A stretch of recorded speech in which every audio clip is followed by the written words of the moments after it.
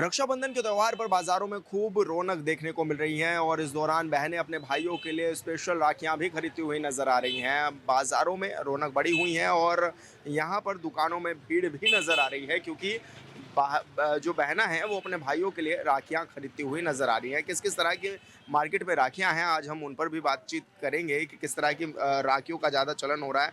हालांकि इस बार की राखियां ये भी बताया जा रहा है कि थोड़ी महंगी ज़रूर हो सकती है क्योंकि अलग अलग तरह की राखियां हैं और कई बार चाइनीज़ राखियां भी बाज़ारों में देखने को मिल रही हैं। लेकिन इस बार ये भी कहा जा रहा है कि स्वदेशी राखियां ही इस बार अपनाई जाएंगी। अपने भाइयों के लिए बहनें जो हैं वो राखियां खरीदती हुई नज़र आ रही हैं। राखियां अगर आपको दिखाएं तो अलग अलग तरह की राखियां हैं। पूरी तरह से देखा जा सकता है कि राखियां की डिमांड जो है वो आने लगी हैं और इस बार के जो रेट है राखियों के वो भी बढ़े हुए नज़र आ रहे हैं क्योंकि भाइयों के तो लिए राखियां खरीदती ही हैं बहनें। हम लोगों का जो त्योहार रहता है वो इस तरीके का रहता है कि सबसे पहले भाई को सुबह तिलक करते हैं, उसके बाद राखी करते हैं और जैसा कि सुनने में आया कि अभी भद्रा भी है, तो भद्रा का समय देखते हुए उसी प्रकार से आगे की प्रतिक्रिया चलती रहेगी। इस बार की राखियां क्या महंगी हैं क्या रेट में? राखियाँ थोड़ी सी एक्सपेंसिव हैं पहले से, लेकिन महंगाई बढ़ रही है जैसे, तो राखियों का रेट भी बढ़ेगा। अच्छा, क्योंकि भाई के साथ साथ भाभियों को भी राखी बांधने का चलन आ गया है। हाँ जी, हाँ जी। चलन नहीं हो, पहले से भी था, लेकिन ये लोग अवेयर कम थे। अभी क्या है, अभी राखियों की वैरायटी बहुत आई है, तो लोगों में इस चीज़ को लेके आया है कि राखी हमें भाभी के लिए जो रहती है, वो ज़्यादातर कलावा वाली लेते हैं या कलीरे वाली टाइप की लेते हैं।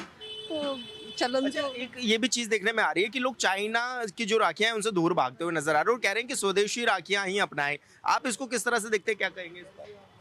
बिल्कुल, ये इस बात से मैं बिल्कुल सहमत हूँ कि हम लोगों को क्या है, स्वदेशी चीज़ों पे ज़्यादा जाना चाहिए। चाइनीज़ चीज़ों पे क्या है, हम लोग बाहर की चीज़ों को बढ़ावा देते हैं, जो अपने इंडिया की चीज़ों को नहीं देते हैं। तो उसके लिए पहल तो हम लोगों को छोटी-छोटी चीज़ों से ही करनी पड़ेगी। तो हमें ये देखते हुए, जैसे अभी राखी का त्योहार है, तो इसमें हमें राखी अपने इंडिया की लेनी चाहिए। साथ ही आगे भी कोई भी त्योहार आते हैं, तो हमें यहाँ को अपने बढ़ावा देना चाहिए रेदर देन और जो कंट्रीज़ हैं। बच्चों के लिए भी स्पेशल राखियां आई हुई हैं और ऐसे में बच्चों की जो राखियां हैं वो भी हमारे कैमरा पर्सन को मैं बोलूँगा कि वो भी दिखाएं कि बच्चों के लिए स्पेशल राखियां जो हैं वो बन करके आई हुई हैं यहाँ पर। और इसमें जो है छोटा भीम और इस तरह की राखियां वो दर्शाई जा रही हैं और बच्चों को काफ़ी अच्छी ये राखियां लगती हैं और इन राखियों को पहनकर वो काफ़ी खुश भी नज़र आते हैं। तो बच्चों के लिए इस तरह की राखियां भी इस बार के चलन में है। मैडम, किस तरह की राखी का चलन है इस बार, किस तरह की राखी की डिमांड आ रही है? अलग अलग है सर, एड़ी राखी है, स्टोन वाली राखी है, अलग अलग प्रकार की राखी है। हाँ जी। तो इस बार क्या रेट भी बढ़े हैं राखियों के? रेट तो नहीं सर, रेट तो वही है। अच्छा, हाँ जी, हर साल की तरह एक ही रेट होता है। स्वदेशी राखियों की डिमांड आ रही है या चाइनीज की? नहीं सर, इंडियन क्या की है। क्या भैया, किसकी किसकी इंडियन डिमांड इंडियन है? इंडियन राखी बना रहे हैं लोग। चाइनीज कोई नहीं बिक रही है। अच्छा, तो इस बार की डिमांड्स कैसी है मार्केट में राखियों की, बढ़िया आ रही है? बढ़िया है, एडी वगैरह है। चाइनीज तो मना है, चाइनीज कोई नहीं बेच रहा। आप लोग बहुत अच्छे से मनाते हैं बेटे रक्षाबंधन तो जी।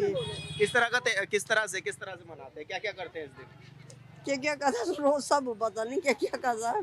मिठाई लियोंदा, राखी बांधता है। इस त्योहार को मनाते हैं आप लोग? अब त्योहार तो इंडियन त्योहार जैसे है, सारे त्योहार हम मनाते हैं बढ़िया तरीके से। तो भाई बहनों का त्योहार है, ये भी अच्छी तरीके से ही मनाते हैं। मेन इसमें अपना मिठाइयाँ लेके, अपने अच्छे कपड़े पहन के जैसे कि रही जाता है। हाँ जी। तो इस बार क्या राखियाँ महंगी मिल रही हैं और नहीं, ठीक है। हाँ, ये है कि जो वैरायटी ज़्यादा नहीं देखने के लिए मिलती है, और जो वैरायटी अगर जिसमें है तो वो कॉस्टली तो लगता ही है थोड़ा। नए पैटर्न है जो। अच्छा, तो क्या स्वदेशी राखियों की तरफ इस बार जा रहे हैं आप लोग? हाँ जी। स्वदेशी राखी खरीद रहे, भारत में बनी हुई कि विदेशी राखियों की ज्यादा अब डिमांड? इस तरह का तो इन्होंने ऐसा कुछ बताया नहीं यहाँ पे कि स्वदेशी है कि देसी है मैन्युफैक्चरेशन, लेकिन मुझे लगता है कि शायद ये अपने इंडिया में ही बनती होंगी, क्योंकि कल्चर जब यहीं का है तो यहीं बनानी चाहिए। नहीं, आजकल चाइना भी हमारे मार्केट में काफी उतर चुका हाँ है। जी, हाँ जी। लेकिन मेनली मुझे लगता है कि जो ये राखियाँ भैया लोग रखते हैं, मे भी यहीं की बनी हुई होंगी। तो हम लोगों ने अभी इतना तो इस पे ध्यान नहीं दिया इस बात पे, लेकिन आगे से ध्यान देंगे। मतलब राखी बाजार में मार्केट में बहुत कॉस्टली बना रखी है, मतलब इतनी होनी भी नहीं चाहिए। तो विदेशी का तो आप जैसे आपने कहा कि विदेशी है या देशी है, पर ये तो हमारे यहाँ का कल्चर है इंडिया का, तो ये यहीं बनती है ज़्यादा राखियाँ। अच्छा, तो क्या इस बार के रेट महंगे हैं कि कैसे हैं? हाँ, महंगे हैं। अच्छा, कितने रुपए की राखी है? पहले तो आमतौर पर 50 रुपए से के अंदर अंदर आ जाती दीदी अब तो 150, 200, 250 तक भी राखियाँ जा रही है। हाँ, तो महंगी है, इतनी महंगी नहीं होनी चाहिए। क्योंकि इतना भाइयों से फिर पैसा भी निकलवाना होता है, तो क्या इतना दे देते हैं फिर? हाँ, देने वाले देते भी है, ऐसा कुछ नहीं कह सकते कि नहीं देते। तो यानी कि स्वदेशी राखियों की डिमांड इस बार अच्छी खासी है। हाँ, अच्छी है। धन्यवाद मैडम।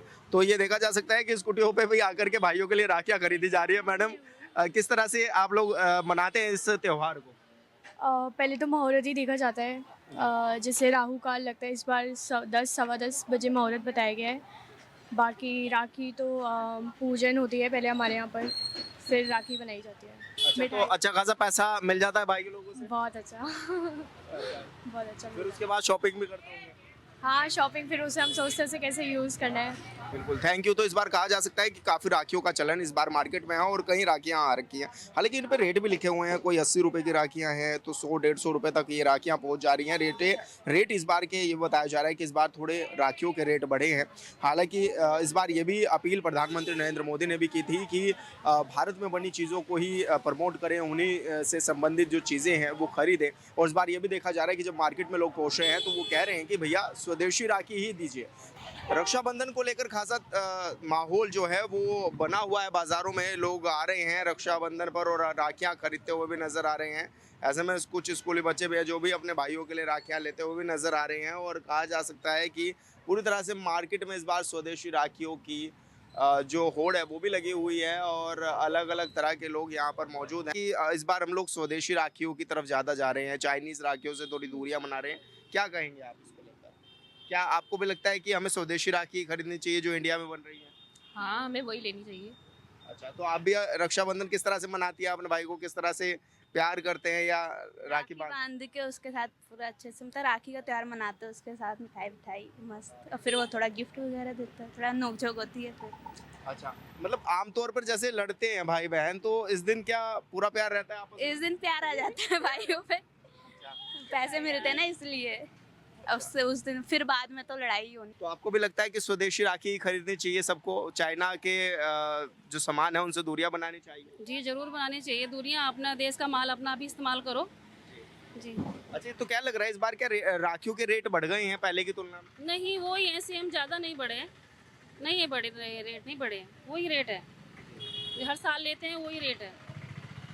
अच्छा, राज्य सरकार जो है वो बसों में फ्री भी करती है महिलाओं के लिए आवाजाही, तो क्या लगता है कितना अच्छी है पहल भी है? इसको आप किस रूप में देखते हैं, क्या कहेंगे उसके लिए? अच्छा, खुशी होती है कि सरकार हमारे लिए इतना सोचती है, हम अपने भाइयों के पास जा सकते हैं, खुशी खुशी जा सकते हैं, और जो वो पैसे देते हैं हम उन्हें घर ले आ सकते हैं, हम भी बस का किराया नहीं देना पड़ता है।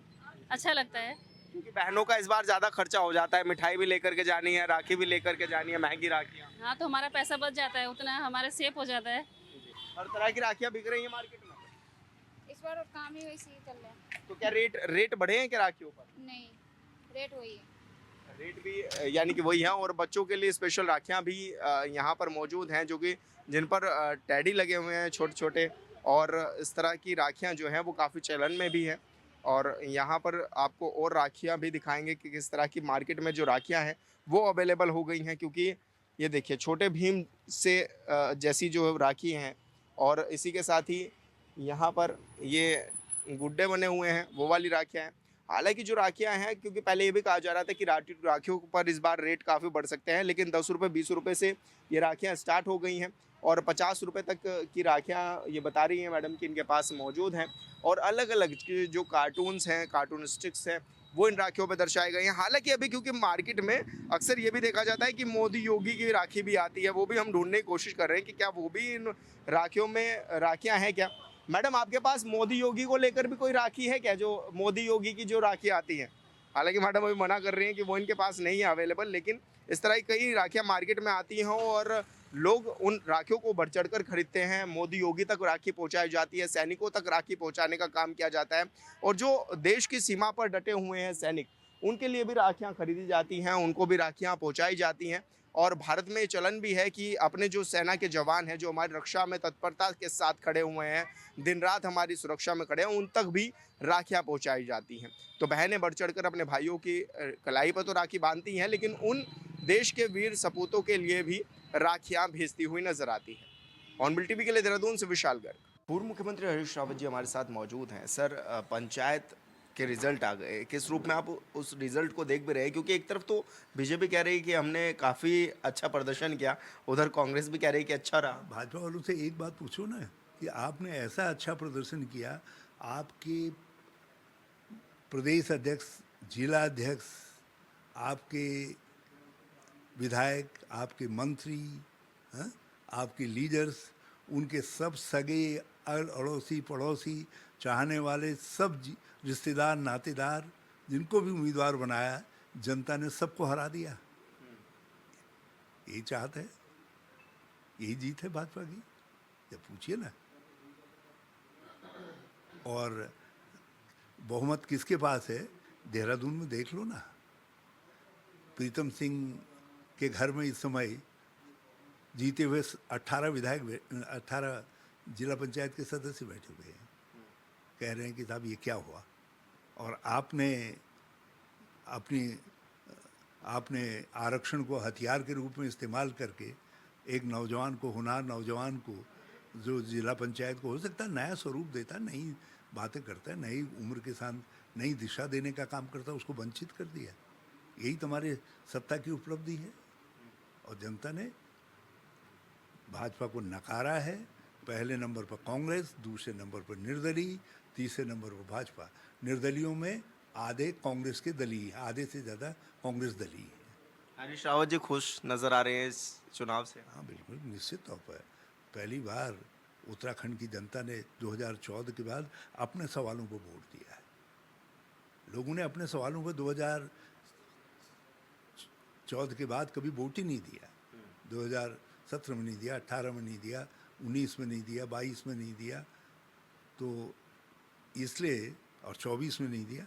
तो ये पहली बार जनता ने महंगाई, अपराध, भ्रष्टाचार, पलायन और बेरोजगारी, दूसरे इन सवालों पर वोट किया है। तो जनता ने अपने सवालों पर वोट करके ग्रामीण उत्तराखंड ने भाजपा को नकारा है, इसलिए हरीश रावत खुश है। आपने भी कई यात्राएं निकाली, क्या उसका भी फल मान रहे हैं आप? क्योंकि हर मोर्चे पे आप लोगों ने संभाला और यात्राएं निकाल करके लोगों को जागरूक किया। मेरी तरफ से एक वार्म अप एक्सरसाइज थी। असली काम तो हमारे नेतागणों ने किया। वो चैंपियनों के चैंपियन हैं। मैंने कुछ चैंपियनों के चैंपियनों का उल्लेख किया था ना, प्रीतम सिंह, यशपाल, कुंजवाल, सबका जिक्र किया था। तो ये जो जिन लोगों ने जिताए हैं जगह जगह लोग, जो है दे आर आवर चैंपियन है। मैं तो खाली एक वार्म अप एक्सरसाइज जो है, मेरे भी घुटने जाम हो रहे थे कुछ दिनों से, इसलिए 3-3.5 महीने सब जगह चक्कर लगा लिए जो है। तो भाजपा के तो बड़े दिग्गज नेता थे, विधायक, जो कि परिवार वालों को ही नहीं जिता पाए। उस पर आप क्या कुछ ट्विस्ट देख रहे हैं कि परिवार हार गए हैं? मैं उन पर टिप्पणी नहीं कर रहा हूँ, भाजपा एज ए होल पर टिप्पणी कर रहा हूँ कि ये जनता ने जो रिजेक्शन किया है वो बिल्कुल बोल रहा है।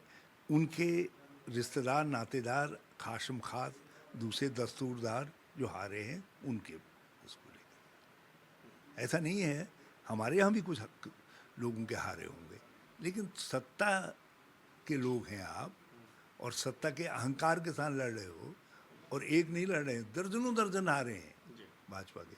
भाजपा जिला पंचायत हार गई, इसकी गणना तो केवल जो है आप इनके विधायकों, मंत्रियों और पूर्व मंत्रियों, पूर्व विधायकों के रिश्तेदार जो चुनाव लड़े हैं, उनकी हार का अंदाज लगा लीजिए, उसी से आंकड़ा स्पष्ट हो जाएगा कि उत्तराखंड में कितनी जगह भाजपा जीती है। तो ये क्लियर है, साफ है। तो आपको क्या लगता है कि क्यों ऐसा माहौल क्रिएट किया जा रहा है, क्यों ऐसा दर्शाया जा रहा है कि जीत बीजेपी की हुई है? भाजपा इस खेल में माहिर है ना, इसीलिए तो धामी जी ने कालनेमी तो उन्हीं का भाई है ना। भाजपा ही तो कालनेमी है, भेष बदलने में माहिर है, छलने में माहिर है। तो ये इस समय मीडिया का सहारा लेकर के ये प्रोजेक्शन दिया जा रहा है, हम जीते हैं, ताकि सत्ता का सहारा लेकर के अपहरण कर दिया जाए। पंचायती राज में जो जनता का मैंडेट है, उसके अपहरण की साजिश है। तो जो लोग गलत दे रहे हैं इनका कि भाजपा के पास ज़्यादा संख्या है, वो लोग जो है इनकी इस साजिश में, पंचायती राज के अपहरण में साझीदार बन रहे हैं। जी धन्यवाद सर, हॉर्नबिल टीवी से बातचीत करने के लिए। हरीश रावत जी हमारे साथ है, जो कि पंचायत चुनाव पर हमारे साथ बातचीत कर रहे थे। हॉर्नबिल टीवी के लिए देहरादून से विशाल गर्ग। देहरादून के मेयर सौरभ थपलियाल जी हमारे साथ मौजूद हैं। सर, जिस तरह से रैंकिंग में 62वां स्थान स्वच्छता सर्वेक्षण में हासिल किया देहरादून ने, किस रूप में आप इसको देख भी रहे हैं, और आगामी समय में किस तरह से इसको रैंकिंग को आप और बेहतर करने पर जोर कर दें? देखिए ऐसा है कि जिस समय स्वच्छता सर्वेक्षण हो रहा था उस समय हमको अभी कार्यभार संभाले हुए महीना 100 महीना ही हुआ था और रैंकिंग में हमने फिर भी उस समय कोशिश करके अपने समस्त पार्षद गणों से बात करी, समस्त अधिकारीगण सबको इस कार्य के लिए लगाए भी और उस आधार पे मुझे लगता है कि निश्चित तौर पे 6 अंकों की बढ़ोतरी हमने करी। पिछली बार हमारा 68वां रैंक था, इस बार हमारा 62वां रैंक है, परंतु अब आगे आने वाले समय में निश्चित तौर पे हम इसमें अब श्रेष्ठ अपना प्रदर्शन कर पाएंगे। अभी क्या कुछ कार्य योजनाएं आप लोगों के द्वारा बनाई गई है, जैसे कि अभी कम ही समय हुआ, लेकिन किस तरह की कार्य योजनाओं पर आप लोग काम कर रहे हैं? देखिए कई तरह से हम लोग कार्य कर रहे हैं। इस बार हमने जैसे अपना ICCC करके हमने सेंटर अपना ऊपर खोला। पहले PMC के माध्यम से जो था कि वो सारे कार्यों की योजना कैसे कैसे उसकी मॉनिटरिंग करी जाती थी, अब वो मॉनिटरिंग के लिए हमने इंटीग्रेटेड और जो कमांड एंड कंट्रोल सेंटर जो है वो खोला है, वो निगम के अंदर खोला है। लागत भी लगभग पहले जो थी उससे आधी इसमें हो गई है, पैसे से भी फायदा हो रहा है और दूसरा जो है प्रभावी ये बहुत है, एक एक जगह का हमको दिख पता चल जाता है कहाँ पे गाड़ी जा रही है, कहाँ पे कितनी देर रुक रही है, अगर ठीक होने गई है तो वहाँ पे कितना समय उसे लग रहा है और एक एक नंबर विद फ़ोन नंबर सब हमारे पास रहता है ड्राइवर का। और जितने CCTV कैमरे हैं उन CCTV कैमरों में क्या चीज़ पकड़े में आ रही है बिल्कुल निश्चित तौर पे वो भी हमको सबका वहाँ पे रिकॉर्ड होता है और जिसको कि हम अपनी टीम भेज सकते हैं, उसके बाद उसमें कोई चालान या कोई भी कार्रवाई करनी है उसके लिए। वैसे एक बड़ी कार्रवाई भी आप लोगों ने की है नगर निगम में, क्योंकि विजिलेंस की टीम तक पहुंची तो बड़ी कार्रवाई भी की गई है जो ऐसे कर्मचारी थे कि वेतन ले रहे थे और नहीं थे नगर निगम।